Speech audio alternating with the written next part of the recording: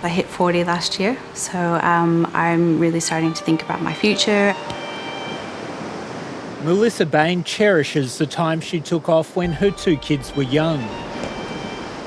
She has no regrets, but her super balance has suffered. I don't have as much as I should have, so I really need to invest it properly and grow it as much as I can.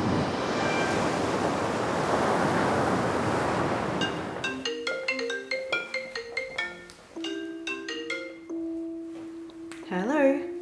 The urge to make up for lost time was triggered when Melissa got a cold call. They're an industry fund. The caller promised her a free review that would check if her industry super fund was underperforming. And see if I am with the right fund. That's when she says the pressure started. They kept calling me, kept contacting me, and kept pushing. I guess if they didn't push, I probably wouldn't have gone ahead. A growing number of Australians like Melissa Bain are being targeted to switch super funds. It starts with a slick social media ad or a cold call. Melissa was phoned by a company named AGAT Business that dubs itself the Superannuation Detectives. One guy in particular was quite pushy and did make a comment that if I didn't go across, that he's wasted all of his time and he wouldn't get his commission. The corporate watchdog ASIC has warned that dodgy cold callers are targeting the nest eggs of Australians, which are worth trillions of dollars. We have deep concerns about... It's a trend alarming ASIC Deputy Chair Sarah Court. The tangled mess of cold call generators incentivised by money, financial advisors that seem to be providing advice that is not in the interests of their clients, the property investment schemes and indeed the holder of the platform that is involved. We are seeing examples emerge where we might call it sort of an industrial scale business models. Are you talking about tens of millions, hundreds of millions? Those sorts of figures are completely plausible. The so-called super detective sent Melissa Bain to a financial advice firm. The firm Venture Egg suggested Melissa leave her existing fund with Aware Super and join a new fund with Macquarie, increasing the risk of her portfolio, which it would manage for ongoing fees. They said by retirement she'd be almost $900,000 better off. They promised me that I was going to get a financial advisor and said that someone would be watching my super all the time. Melissa paid almost $5,000 for Venture Egg's advice. However, she claims the firm wrote its report without ever speaking with her. I was hoping that I would have had more of a conversation with the financial advisor just to have that little bit more assurance of what they were investing my money in.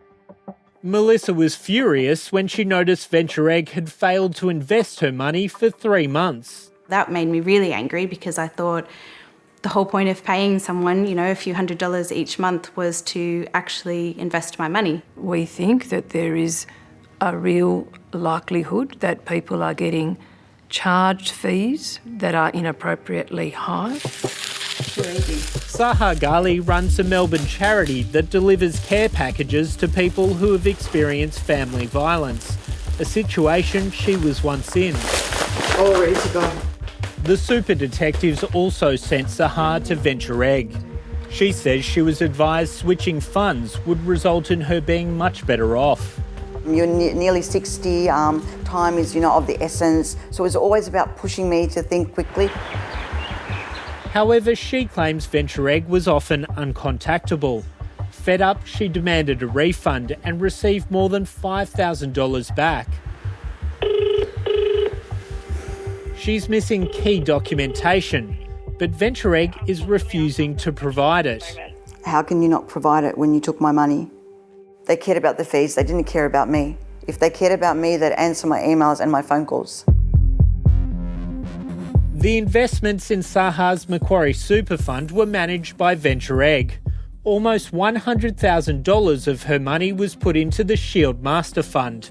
Shield is now banned from taking on new clients after ASIC intervened, alleging investors hadn't been told enough about the risks, were misled, and conflicts of interest weren't fully disclosed.